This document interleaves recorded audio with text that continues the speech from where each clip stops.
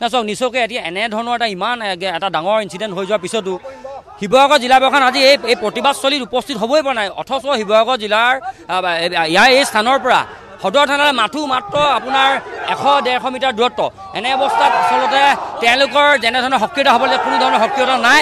এই কথাতে এটা কথা স্পষ্টভাৱে প্ৰমাণ কৰে যে বিভিন্ন সময়ত শিৱসাগৰ জিলা প্ৰশাসনৰ এনেধৰণৰ সুবিধা দিয়াৰ কাৰণে আচলতে এনেধৰণৰ ঘটনা সংঘটিত হৈ আছে। আমি জিলা প্ৰশাসনক অনুৰোধ জনাইছোঁ তেওঁলোকে যাতে এই ক্ষেত্ৰত কঠোৰ হওক। এতিয়াও সময় আছে আহি এই কালপিতকেইটাক ধৰি তেওঁলোকৰ নিজৰ পৰিচয় আচলতে আৰক্ষী পোছাকযোৰ আচলতে পৰিচয় বহন কৰক আমি তাৰ অনুৰোধ জনাইছোঁ। থানাখন লাগি আছে কাষতে 12 ঘণ্টা অতিক্ৰম কৰিলে এতিয়ালৈকে গ্ৰেপ্তাৰ কৰিব পৰা নাই। গতিকে আমি শিৱসাগৰ জিলা জাতীয় জনগোষ্ঠীয় দল সংগঠনে এটা কথা আপোনালোকৰ সংবাদ মাধ্যমৰ আগতে স্পষ্ট কৰি দিছোঁ, যদি শিৱসাগৰ আৰক্ষীয়ে নোৱাৰে আমাক কৈ দিয়ক, আমি নিজকে ব্যৱস্থা গ্ৰহণ কৰিম। কেনেধৰণে অনা অসমীয়াক আমি শিক্ষা দিব লাগে আমি জানো।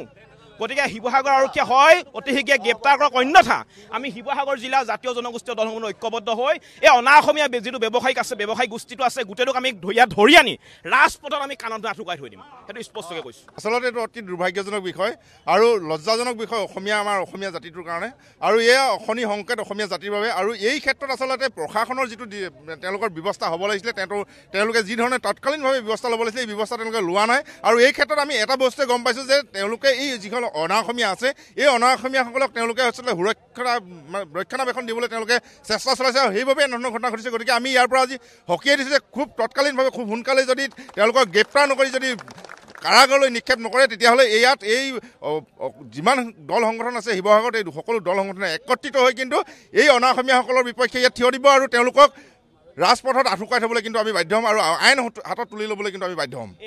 হয়, এইটো আচলতে আৰক্ষী প্ৰশাসনৰ ফুফুলা স্বৰূপ। কাৰণ যোন অপৰাধী তেখেতক ভিতৰত সুমুৱাই থৈছে, নিৰ্দোষী ছোৱালী এজনীক ৰাজপথত গুৰুলকৈ মাৰিছে, তাকো বহিৰাগত মানুহে। আমি শিৱসাগৰ বোৱাৰী আৰু জীয়ৰী মানে এই বহিৰাগতৰ কাৰণে আমি সুৰক্ষিত নহয়। আৰু এই শিৱসাগৰ প্ৰশাসনক এটাই অনুৰোধ কৰিছোঁ, এনেকুৱা অপৰাধীবিলাকক এনেকুৱা কালপিতবিলাকক অনতিপলমে আমাৰ মাজত উলিয়াই দিয়ক। আপোনালোকে যদি এৰেষ্ট কৰিব নোৱাৰে, গ্ৰেপ্তাৰ কৰিব নোৱাৰে, আমাৰ মাজত উলিয়াই দিয়ক। ভিতৰত কিয় দৰ্জা নাই বন্ধ কৰি সোমোৱাই থৈছে। খুব জোৰদাৰ আন্দোলন হ'ব। আমি লজ্জিত আৰু ক্ষোভিত। এজনী ছোৱালীক ইয়াত মাৰিব পৰা হৈছে।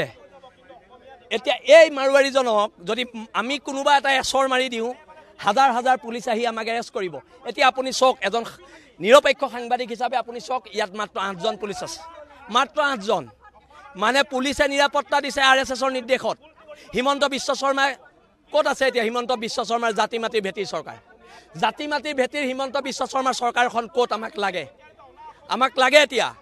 আৰু এতিয়া আক্ৰমণ যেতিয়া হ'ল, প্ৰত্যাক্ৰমণ হ'ব। আমাৰ ল'ৰা চব জেললৈ যাবলৈ ওলাই আহিছে।